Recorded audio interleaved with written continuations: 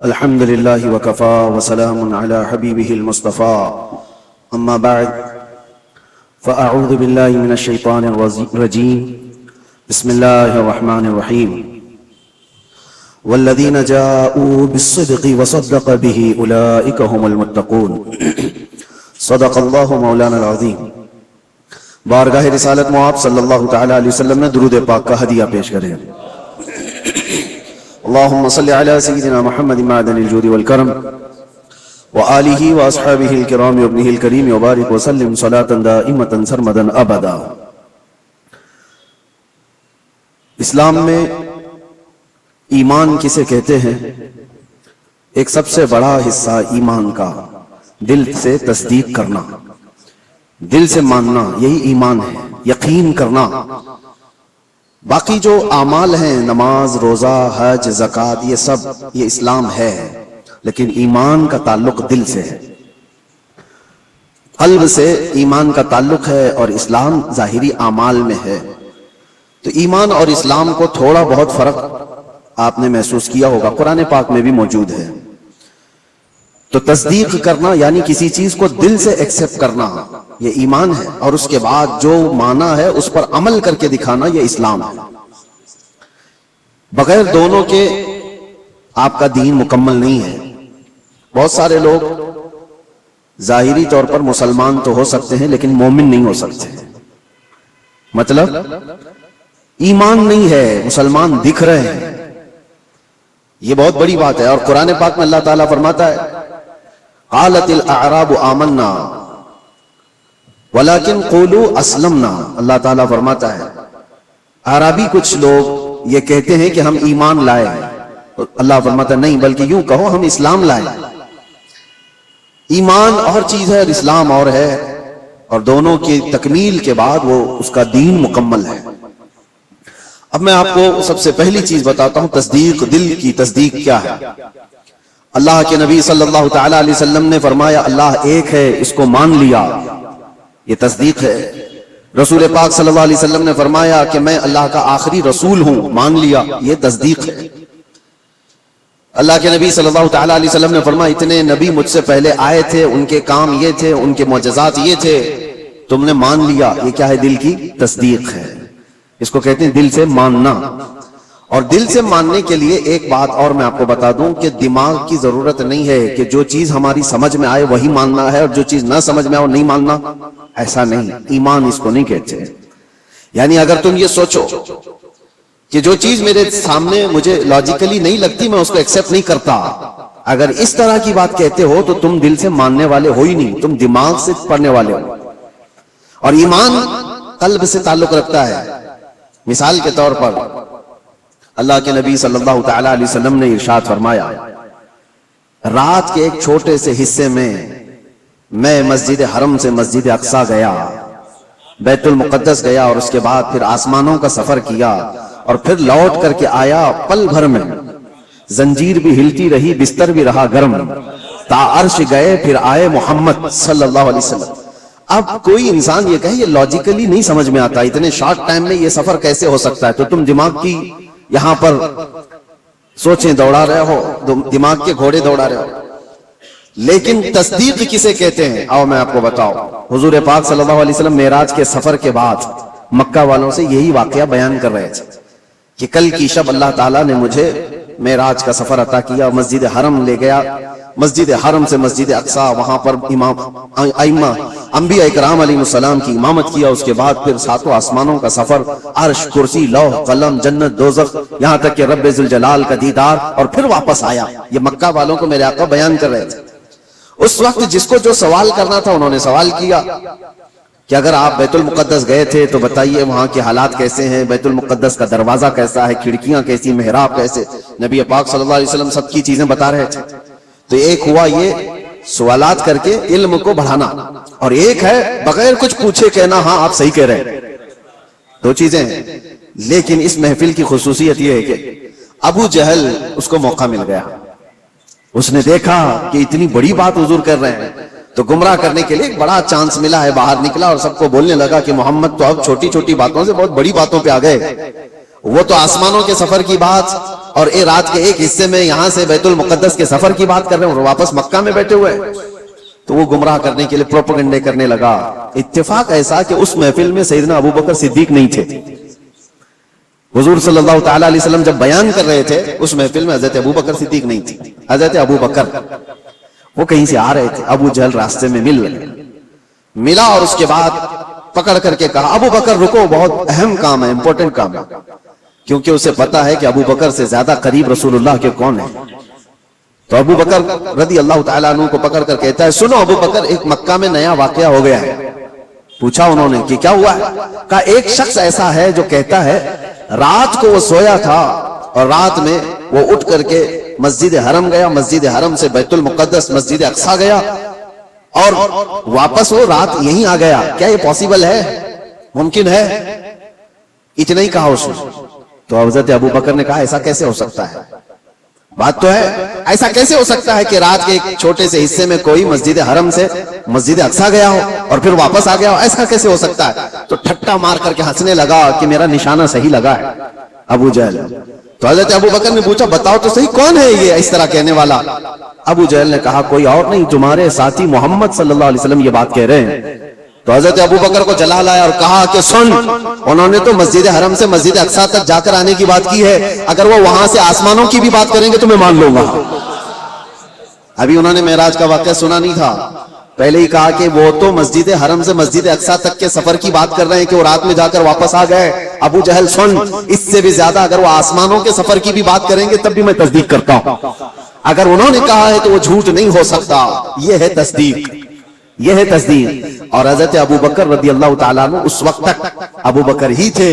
جیسے ہی یہ واقعہ ہوا اور محفل رسول میں تشریف لائے تو نبی پاک صلی اللہ تعالیٰ علیہ وسلم نے آپ کو صدیق کہہ کر کے پکارا تھا. یہ تصدیق کرنے والا اور نبی پاک صلی اللہ تعالیٰ علیہ وسلم کی ہر بات کو من و عن ماننے والے حضرت ابو بکر صدیق. ایمان اس کو کہتے ہیں میرے عزیزو. ایمان ایک بہت پاورفل اندر کی انرجی ہے جس میں ڈگمگ تھوڑا سا بھی ہو تو آدمی کشمکش میں مبتلا ہو جاتا ہے, شک و شبہ میں مبتلا ہو جاتا ہے. ایمان ایک بہت پاورفل چیز ہے, یقین کی اعلیٰ چیز کو کہتے ہیں. اب مثال کے طور پر اللہ تبارک و تعالی موت کے بعد ہمیں دوبارہ اٹھائے گا قیامت کے دن, اس پر یقین ہونا یہ ایمان کا حصہ ہے. ایسا یقین ہونا چاہیے کہ آپ کے اندر ذرا برابر بھی شک و شبہ نہ ہو. کیسے اٹھائے گا, کیسے ہو سکتا ہے, جل گئے, مر گئے, کٹ گئے, شیر کھا لیا, پانی میں ڈوب گیا, آگ میں جل گیا, کیسے اس کو اٹھایا جائے گا؟ رب تعالیٰ نے قرآن میں مثالوں کے ذریعے سے ہمیں بتایا ہے کہ وہ رب العالمین جو پانی کے ایک قطرے سے تمہیں پیدا کر سکتا ہے, تمہارے ختم ہونے کے بعد وہ دوبارہ کیوں نہیں اٹھا سکتا؟ ایک نطفے سے جو انسان کی شکل تمہیں دے سکتا ہے وہ تمہاری راکھ سے دوبارہ کیوں نہیں اٹھائے گا؟ تم ہوا میں تحلیل ہو جاؤ. تو یقین ایک اعلیٰ چیز ہے. حضرت ابو بکر صدیق رضی اللہ تعالیٰ عنہ کی ذات سے ہمیں یہ چیز ملتی ہے, یقین ہو تو ایسا ہو. اور دوسری ایک اور مثال میں آپ کو دیتا ہوں. بڑے بڑے لوگ جہاں پر کشمکش میں آ جاتے ہیں کہ کیا کرنا چاہیے کیا نہیں ہونا چاہیے, حضرت ابو بکر صدیق رضی اللہ تعالیٰ عنہ کا ایمان تو دیکھیں.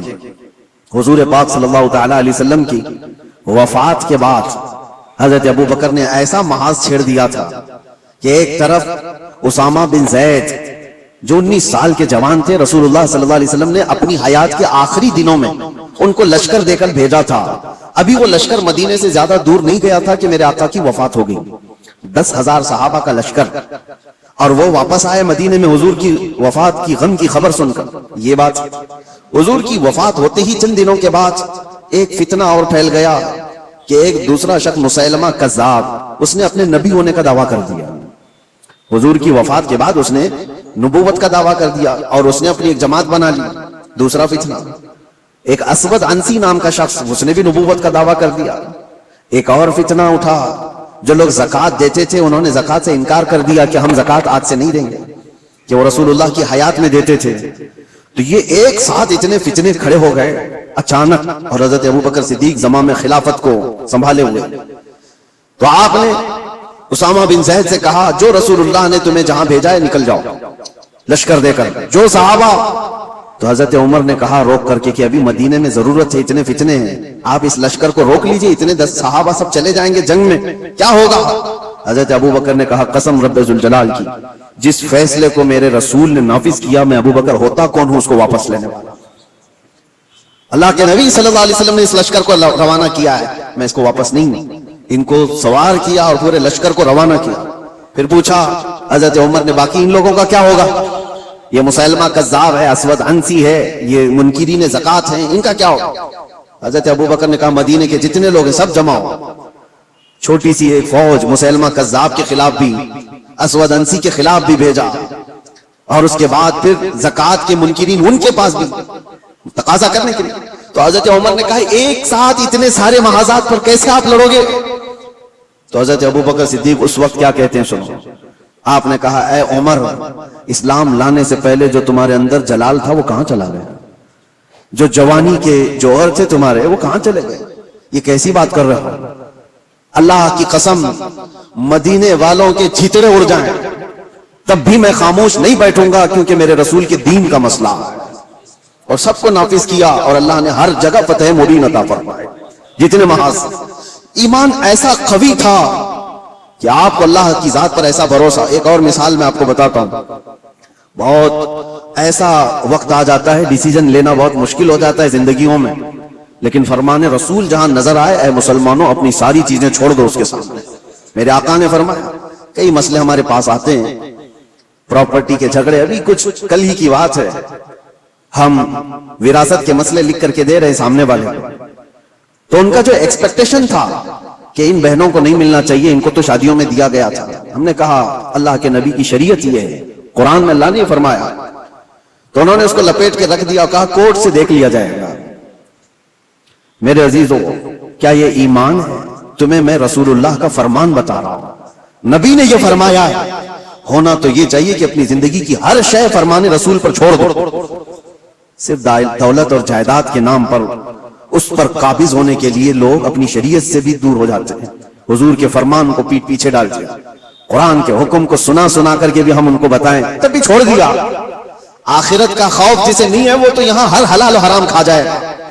ایک بات یاد رکھو، ایک بالشت زمین اگر کسی کی قبضہ کیا ہے، حضور صلی اللہ علیہ وسلم فرماتے ہیں 7 زمینوں کا توق بنا کر قیامت کے دن اس کے گلے میں ڈالا جائے گا.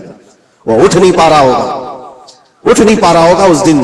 50,000 سال کے برابر کا ایک دن قیامت کا، اس دن کے عذاب سے ڈرو.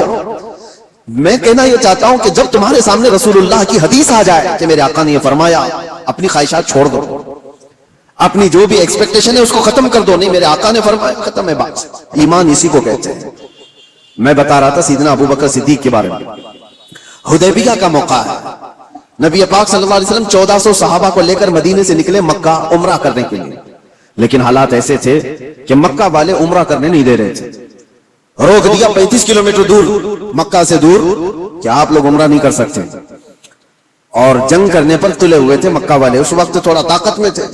نبی پاک صلی اللہ تعالی علیہ وسلم نے دیکھا کہ ہم احرام کی حالت میں آئے ہوئے ہیں عمرہ کرنے کے لیے، لیکن یہ جنگ کرنا چاہتے ہیں اور حضور جنگ نہیں کرنا چاہتے تھے. تو مکہ والوں کے سامنے آپ نے صلح کی تدبیر رکھی کہ ہم آپس میں سمجھوتا کر لیتے، صلح کر لیتے. تو مکہ والے اس پر تیار ہوئے، صلح ہوئی دونوں کے درمیان. سنیے، بظاہر ایسا لگتا تھا کہ حضور صلی اللہ تعالی علیہ وسلم مسلمانوں کی جانب سے دب کر کے صلح کی گئی ہے. ظاہراً ایسا لگتا تھا، کیونکہ مکہ والے اپنی ساری شرطیں رکھے ہوئے تھے اس میں کہ اگر ہمارا کوئی آدمی مدینے چلا گیا بھاگ کر تو آپ کو اسے واپس کرنا پڑے گا، اور اگر آپ کا کوئی آدمی ہمارے پاس آیا تو ہم واپس نہیں کریں گے. یہ زبردستی کی چیزیں بہت اس طرح کی. ایک میں مثال دے رہا ہوں، انہوں نے سب اپنی حمایت میں ایگریمنٹ کے جو کلاوز ہیں وہ سب لکھوائے اور رسول پاک صلی اللہ تعالی علیہ وسلم کو دستخط کرنے کے لیے کہا. آپ کو میں بتا رہا ہوں کہ اس وقت نبی پاک صلی اللہ تعالی علیہ وسلم دستخط کر رہے تھے تو صحابہ کرام کے دلوں میں بات کیا تھی؟ سب یہ دیکھ رہے تھے کہ یہ مکہ والے کیسے ہم کو جھکا رہے ہیں. ہم تو جنگ بھی کر سکتے ہیں، جب ہم 313 تھے تب نہیں ڈرے. آج 1400 کی تعداد میں 313 نکلے تھے بدر میں، اور یہ 6 ہجری کے بعد کی بات ہے. جنگ بدر تو 2 ہجری میں ہو گئی تھی. 4 سال کا جنگوں کا انوبھو بھی تھا، تجربہ بھی تھا. صحابہ کہتے ہیں ہم لڑ لیں گے ان سے اور مکہ میں جا کر عمرہ کریں گے، کون روک سکتا ہے. لیکن حضور فرما رہے تھے نہیں، صلح کرنا ہے. صحابہ میں یہ بات پھیلی کہ جنگ کرنا ہے، جنگ کرنا ہے، لیکن کوئی بھی حضور کی بارگاہ میں بولنے کی ہمت کیسے کرے. اللہ کے نبی تو یہ جو عقد ہے، یہ ایگریمنٹ ہے، اس پر سائن بھی کر رہے ہیں. تو اس کے بعد اب جو بات مجھے عرض کرنی ہے اس حدیبیہ کے موقع پر وہ میں بتاتا ہوں. حضرت عمر صحابہ کے پاس جا جا کر کے کہہ رہے تھے کہ چلو بولتے ہیں رسول اللہ کی بارگاہ میں کہ آپ جنگ کی اجازت دیں ہمیں، ہم ان کے پرخچے اڑا دیں گے، ان کے ساتھ ایسی جنگ کریں گے کہ یہ ہمیشہ یاد رکھیں گے کہ اللہ کے گھر سے ہم کو روکا ہے، آج ہم طاقت میں۔ حضرت عمر کے اس بات پر صحابہ جمع بھی ہو رہے تھے۔ پھر آخر میں حضرت عمر کہاں آئے؟ حضرت ابو بکر کے پاس۔ حضرت ابو بکر بھی خاموش بیٹھے ہوئے تھے کہ رسول اللہ نے فیصلہ لے لیا ہے تو اب کیا ہے۔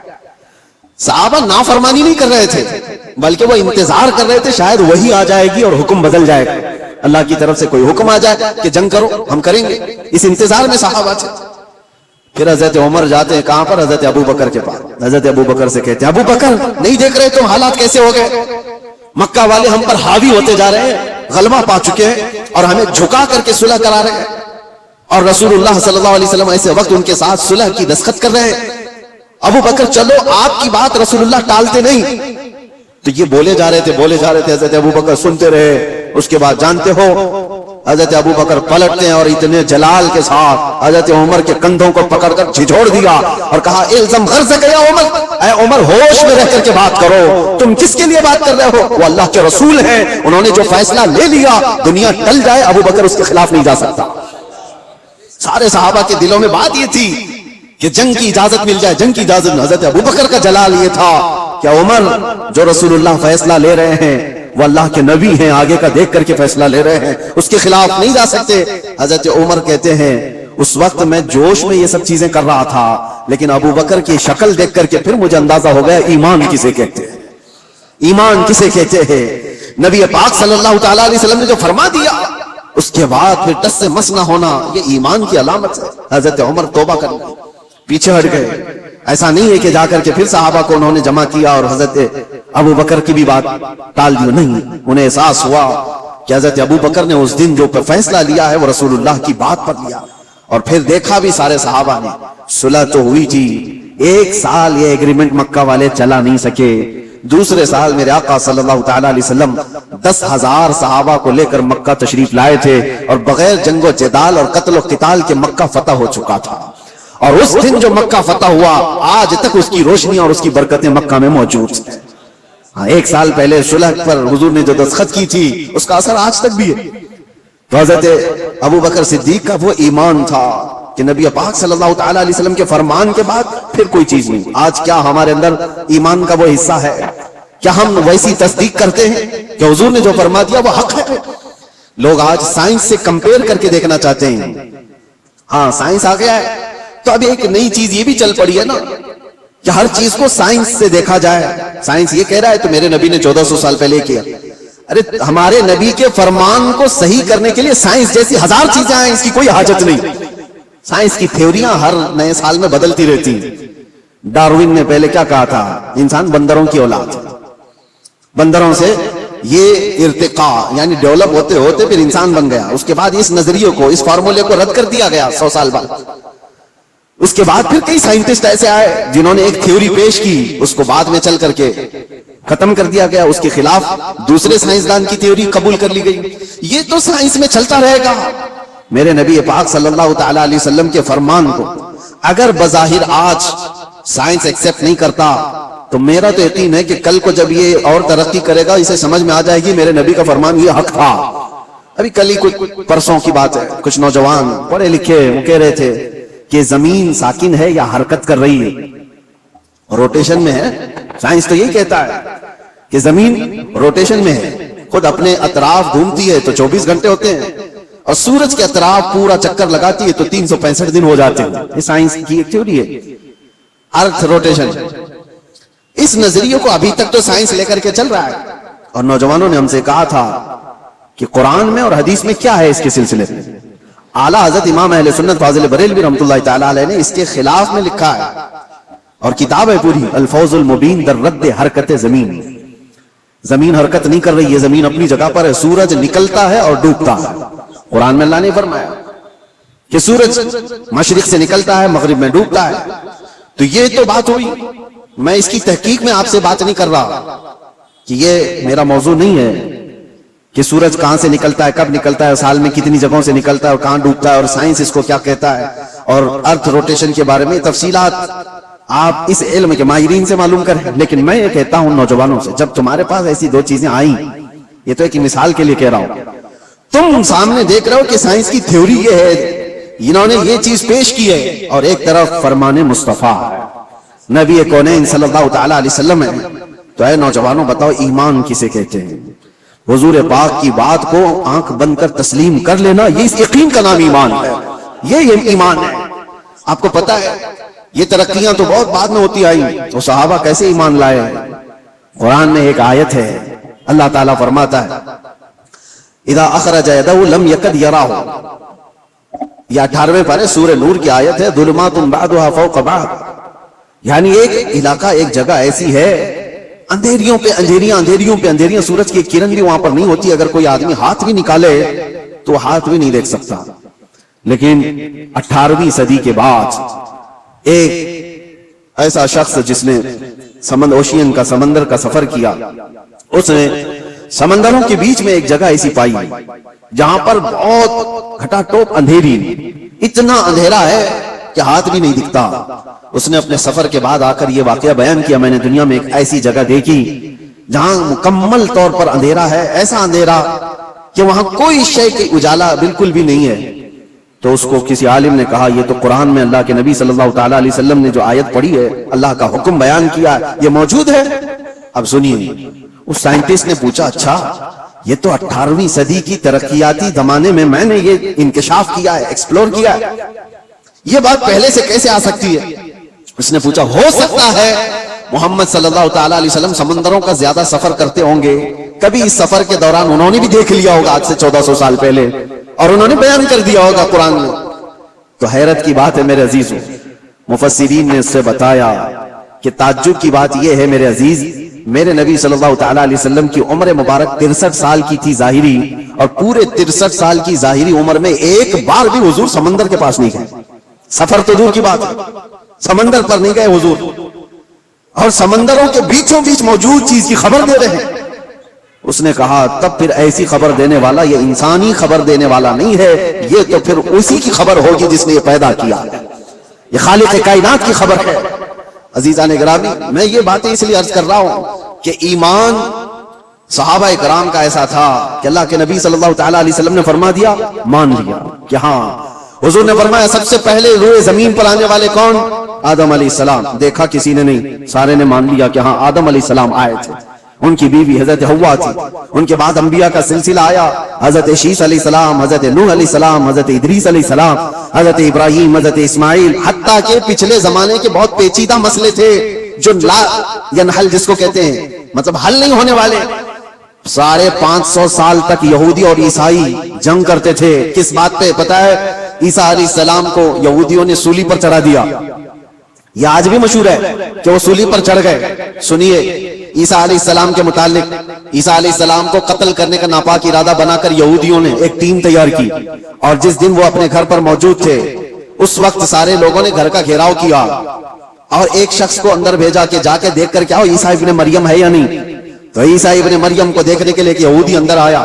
اللہ تبارک و تعالیٰ کی قدرت کاملہ یہ ہے کہ اللہ نے اس آئے ہوئے شخص کو عیسیٰ علیہ السلام کی شکل دے دی اور عیسیٰ علیہ السلام کو آسمانوں پر اٹھا لیا، آسمانوں پر اٹھا لیا. اور وہ شخص گھر کے اندر تھا، کافی دیر تک وہ باہر نہیں آیا. تو یہودیوں نے دیکھا کہ کہاں چلا گیا ہے، ابھی تک جو معائنہ کرنے گیا تھا آیا نہیں. تو لوگوں نے سوچا کہ کچھ گڑبڑ نہ ہو جائے، تو سب گھس گئے اندر گھر میں اور دیکھا کہ بیٹھے ہوئے ہیں عیسیٰ ابن مریم. اٹھایا، پکڑ کر کے لے آئے باہر. عیسیٰ ابن مریم نہیں تھے، ان کا ہی شخص تھا جس کو اللہ نے وہ شکل دے دی تھی. اس کو لا کر کے پھانسی پر چڑھا دیا، سولی پر چڑھا دیا. دیکھا نہیں، کچھ نہیں. اس کے بعد پھر فکر میں مبتلا ہو گئے، ہمارا آدمی کہاں گیا ہے جو اندر دیکھنے گیا تھا. تو اصل بات یہ تھی کہ اس کے دھڑ کا نچلا حصہ اس کا اصلی والا ہی حصہ نظر آ رہا تھا جو شخص اندر گیا تھا. تو کچھ یہودیوں نے کہا یہ تو ہمارا ہی آدمی ہے. تو لوگوں نے پھر اختلاف یہ کیا کہ اگر یہ ہمارا آدمی ہے تو عیسیٰ ابن مریم کہاں گئے، وہ کہاں چلے گئے. تو بعض نے کہا یہ دیکھو اوپر کی شکل تو عیسیٰ ابن مریم کی دکھتی ہے. اس شک کی زندگی میں ان کے 550 سال گزر گئے. 550 سال یہودی یہ کہتے تھے، عیسائی یہ کہتے تھے، یہودی یہ کہتے تھے، عیسائی یہ کہتے تھے. ان اختلافات کو ختم کرنے کے لیے اگر کوئی ذات آئی تو محمد رسول اللہ کی. میرے آقا صلی اللہ تعالی علیہ وسلم جب تشریف لائے تو پھر آپ نے کیا فرمایا؟ قرآن کی آیت اتری وما قتلوہ وما صلبوہ ولکن شبہ لہم. اللہ نے فرمایا نہ انہوں نے عیسیٰ ابن مریم کو قتل کیا ہے نہ سولی پر چڑھایا، بلکہ اللہ تعالیٰ نے ان کی شباہت، ان کی شکل دوسرے کو دے دی تھی. اور اللہ نے ولکن رفعہ اللہ الیہ، اللہ نے عیسیٰ ابن مریم کو آسمانوں پر اٹھا لیا ہے. یہ عقدہ حل کسی نے کیا ہے تو میرے مصطفیٰ نے. دنیا بھر کے عیسائیوں کو بھی احسان ماننا چاہیے قرآن کا جو ایسی گتھی ہے، کیونکہ عیسیٰ علیہ السلام کے بعد پھر کوئی نبی آیا نہیں جو بتا سکے. کون بتائے گا کہ کیا ہوا تھا کیا نہیں؟ تو حضرت عیسیٰ علیہ السلام کے اس مسئلے کو رسول اللہ نے بیان فرمایا اور سارے صحابہ نے اس پر کبھی چوچرا کیا، سب نے من وعن تسلیم کیا. بہت سارے عیسائیت سے ایمان لائے ہوئے بھی، یہودیت سے ایمان لائے ہوئے بھی صحابہ موجود ہیں. سبوں نے میرے آقا کی بات پر، فرمان پر یقین کر لیا. آج اس بات کی ضرورت ہے. اب میں تصدیق کے بعد جو دوسرا سٹیپ آتا ہے اس سے میں کہتا ہوں یہ بھی ضروری نہیں کہ آپ نے مان لیا کہ میرے نبی حق پر ہیں، میرے نبی کا ہر فرمان حق ہے، اللہ کے رسول جو فرما دے وہ 100% ساری چیزیں سچ ہیں. مان لینے کا مطلب بھی نہیں ہے. ایمان تو مان لینے کا مطلب ہو گیا، لیکن اس کے بعد اسلام کا سٹیپ بھی تو ہے. مان تو لیا، اب کر کے بھی تو دکھاؤ. مانا ہے تم نے دل سے اور اس کے بعد اب عمل کر کے دکھاؤ. یہ دو حصے ہیں، ایمان ہے اور اسلام ہے. ہو سکتا ہے میں آپ کو بلیم نہیں کرتا کہ آپ مومن نہیں ہیں، ہو سکتا ہے ایمان والے ہیں، سب کے دلوں میں یقین 100% موجود ہے. اور اگر وہ یقین ہے تو پھر ظاہر کیوں نہیں، دکھتا کیوں نہیں؟ کچھ وہ ہیں جن کا اسلام دکھتا بہت ہے، کوئی نماز چھوڑتے نہیں، کوئی نماز ان کی نہیں چھوٹتی ہے، تہجد بھی پڑھتے ہیں، سب کچھ کرتے ہیں، دکھ تو بہت رہا ہے، لیکن دل کی بات اگر دیکھی جائے تو حضور کی محبت ہی نہیں ہے. تو یہاں ایمان ہی نہیں، اسلام دکھ رہا ہے. اور کچھ وہ ہیں جن کا ایمان تو ہے دل کے اندر، میرے نبی کی محبت بھی ہے، لیکن عمل نہیں دکھتا، اسلام پر نہیں آتے. جب یہ دونوں چیزیں کمپلیٹ ہو جائیں تو تمہارا دین مکمل ہے، ورنہ میرے عزیزو اسی میں رہ جائیں گے. اب میں ایمان آنے کے بعد جو سٹیپ ہے، نوجوانوں اس کی ذمہ داری آج کے دور میں ہے تمہارے ساتھ. آج کے دور میں تمہیں عمل کے میدان میں دکھانا ہوگا. اگر حضور صلی اللہ علیہ وسلم نے فرمایا جھوٹ حرام ہے تو تمہاری زبان پر جھوٹ تو نہ ہے. دنیا نے تمہیں جھوٹا کیوں کہہ دیا؟ کچھ لوگ زبان کھولیں تو جھوٹ بولیں، گالی گلوچ. حضور پاک صلی اللہ تعالی علیہ وسلم نے فرمایا فاسق کی علامت ہے، یہ فسق ہے. اور ہر بات پر گالی دینے والا بات کرنے پر اس کا نور ایمان ختم ہونے لگتا ہے، اس کا نور ایمان مرجھانے لگتا ہے. تو یہ زبان کے ذریعے سے تو تمہیں ثابت کرنا ہوگا ایمان ہے تو میری زبان بھی صاف ہے. اور تمہارا ایمان تمہاری آنکھوں سے بھی نظر آئے گا. جب چلو تو تمہاری آنکھیں اگر نیچی ہیں، تم بے حیائی کو نہیں دیکھتے، تم انجان عورتوں کی عزتوں کو تار تار نہیں کرتے، تو تمہارا ایمان تمہیں عمل کرا رہا ہے، تمہارا ایمان تمہیں عمل بھی کرا رہا ہے.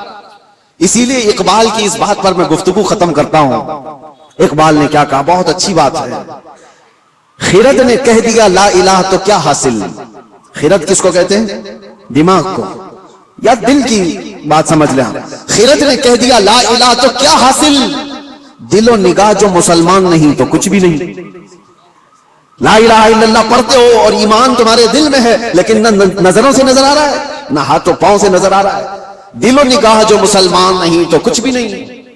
اور اسی لیے اقبال کی یہ بات بھی، یہ تیرے مراقبے، آپ نے کیا کہا ہے، جیسے مراقبے میں بیٹھا ہے، ذکر کی مجلس میں ہے، محفلیں ہیں، سرور ہے، یہ تیرے مراقبے، یہ تیری محفلیں، یہ سرور کی محفلیں جو تیری تنہائی کی نگہبان نہیں تو کچھ بھی نہیں.